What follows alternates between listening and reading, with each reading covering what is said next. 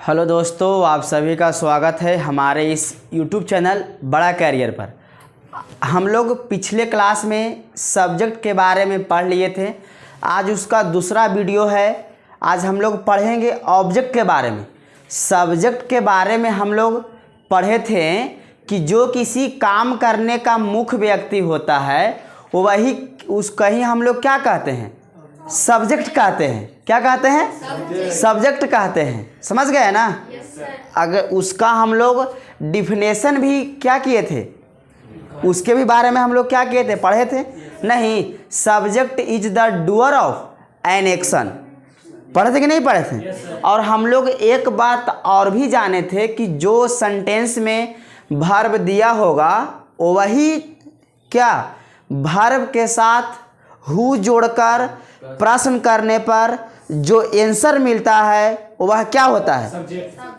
Subject होता है। इसका हिंदी क्या होता है? कर्ता होता है। और एक बात हम लोग और जाने थे कि जो किसी काम करने का मुख्य व्यक्ति होता है वही क्या है? सब्जेक्ट है। कोई दिक्कत? आज हम लोग का दूसरा वीडियो है। इसमें हम लोग पढ़ेंगे ऑब्जेक्ट के बारे में। ऑब्जेक्ट मतलब क्या होता है? कर्म होता है। क्या होता है? जबकि हिंदी लिखा हुआ है। अब हम लोग पढ़ेंगे ऑब्जेक्ट एक लैटिन वर्ड ऑब्जेक्टम से बना है। जैसे हम लोग प्रीवियस क्लास में पढ़े थे सब्जेक्ट हमारा एक लैटिन वर्ड सब्जेक्टम से बना है। कोई दिक्कत? और उसे हम लोग जानेंगे कि ऑब्जेक्ट हमारा लैटिन वर्ड एक किससे बना है?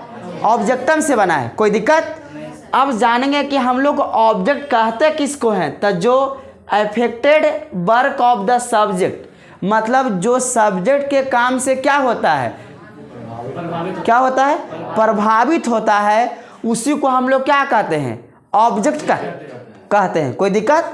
अब कहता है कि अब हम लोग दिए गए सेंटेंस में ऑब्जेक्ट को कैसे पहचानेंगे। जैसे हम लोग के सब्जेक्ट पहचानने के लिए नियम क्या था कि दिए गए सेंटेंस में सबसे पहले क्या पता करना था? वर्ब पता करना था। और वैसे हम लोग के दिए गए सेंटेंस में इसमें भी पहले हम लोग वर्ब पता करेंगे। क्या पता करेंगे? वर्ब। और उसके साथ व्हाट या हुम जोड़कर प्रश्न करेंगे। जो आंसर मिलेगा उसको हम लोग क्या कहेंगे? बोलेंगे ना, ऑब्जेक्ट। कोई दिक्कत?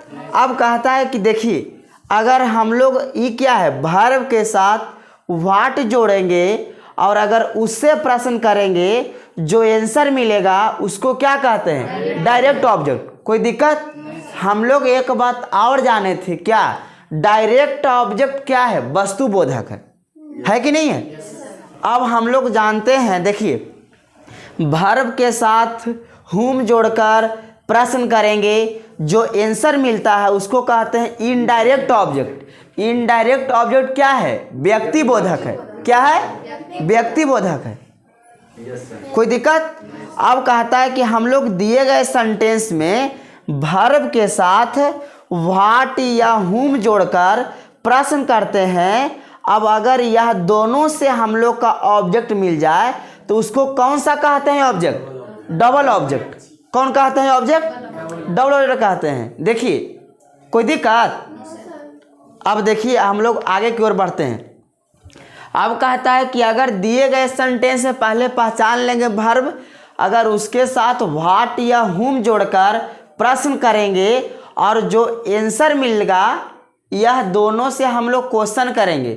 अगर यह दोनों से हम लोग का आंसर नहीं मिलेगा तो वह सेंटेंस में क्या है? ऑब्जेक्ट नहीं है। कोई दिक्कत? अब हम लोग आते हैं कि देखिए, अगर हम लोग दिए गए वर्ब में, यह क्या है, दिए गए सेंटेंस में अगर वर्ब के साथ कोई दूसरा WH से प्रश्न करेंगे, दूसरा WH वर्ड यहाँ लिखा है। क्या लिखा है बाबू? When, where, which, how. कोई दिक्कत? अगर WH वर्ड तो वो भी है, कौन? जिससे हम लोग का ऑब्जेक्ट मिल रहा था। कौन कौन? व्हाट या हुम। कोई दिक्कत?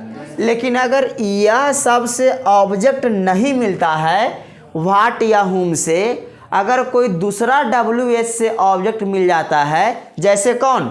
व्हेन, वेयर, विच, हाउ, तो यह क्या है? ऑब्जेक्ट नहीं है। इसको हम लोग क्या बोलते हैं? कॉम्प्लीमेंट बोलते हैं। कॉम्प्लीमेंट का हिंदी क्या होता है? पूरक होता है। क्या होता है? पूरक होता है। जबकि हम लोग जानते हैं कि क्या कॉम्प्लीमेंट है जो ऑब्जेक्ट का काम नहीं करता है, यह एक कॉम्प्लीमेंट है। और कॉम्प्लीमेंट का काम है कि यह किसी वाक्य को क्या करता है? पूरा करता है। कोई दिक्कत? अब देखिए यहाँ तक हो गया। अब देखिए कहता है कि सी राइट्स अ नोवेल। यह राइट्स क्या है? वर्ब है कि नहीं है? अगर इसके साथ हम लोग वाट जोड़कर क्या किए हैं? प्रश्न किए हैं। वाट का मतलब क्या होता है? नहीं, कहता है क्या लिखती है? तो अ नोवेल। कोई दिक्कत? तो यहाँ हम लोग जाने कि अ नोवेल हमारा क्या है? ऑब्जेक्ट है। कोई दिक्कत? लेकिन देखिए अब इस सेंटेंस में कहता है, हम लोग देखिए कहता है कि यू टीच राम बायो। सबसे पहले सेंटेंस में क्या देखना है कि वर्ब कौन है? तो कौन है? टीच हमारा वर्ब है। कोई दिक्कत? आप लोग बोलिएगा दिक्कत होगा तो। देखिए अगर हम लोग टीच के साथ क्या जोड़ते हैं बाबू, बताइए आप लोग। सबसे पहले हम लोग वाट जोड़कर प्रश्न करते हैं। कोई दिक्कत? तो कहता है कि टीच वाट, क्या हो जाएगा? वायो। अब कहता है कि एक और है ना, ऑब्जेक्ट पहचानने के लिए हम लोग दो गो WH के बारे में पढ़े हैं। पहला वाट और दूसरा हुम। तो हुम का मतलब क्या होता है? किसको? तो किसको? राम को ना पढ़ाता है जी। तो यह सेंटेंस में दो गो ऑब्जेक्ट है, और जो सेंटेंस में दो गो ऑब्जेक्ट मिलता है उसको क्या कहते हैं? Double object. क्या कहते हैं? Double object. कोई दिक्कत? लेकिन अब यहाँ देखिए एक सेंटेंस और है हम लोग के सामने। क्या है? पढ़िए। Lovely is going to. कोई दिक्कत? अब कहता है कि यह सेंटेंस से पहले हम लोग क्या देखें? वर्ब कौन है? गोइंग है। हम लोग जानते हैं कि अगर गोइंग के साथ पहले वाट जोड़कर प्रश्न करते हैं, देखते हैं कि आंसर क्या मिलता है। तो गोइंग का मतलब क्या और वाट का मतलब क्या?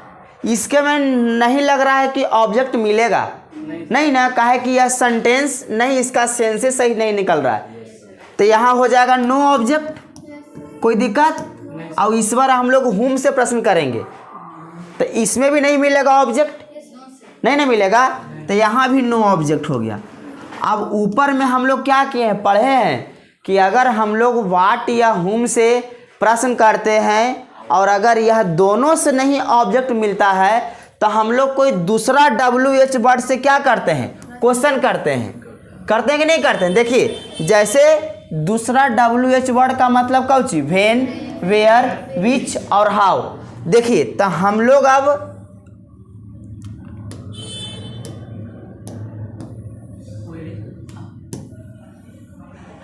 देखो बाबू, तो कहता है कि गोइंग वेयर।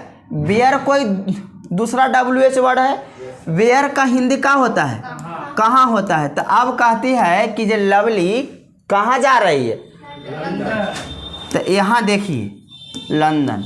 तो अब हम लोग जाने कि हमारा ये क्या है? लंदन है, जो का ऑब्जेक्ट नहीं है, यह एक कॉम्प्लीमेंट है। और कॉम्प्लीमेंट क्या करता है? किसी भी वाक्य को पूरा करता है। समझ गए? चलिए अब हम लोग मिलते हैं अगला वीडियो में।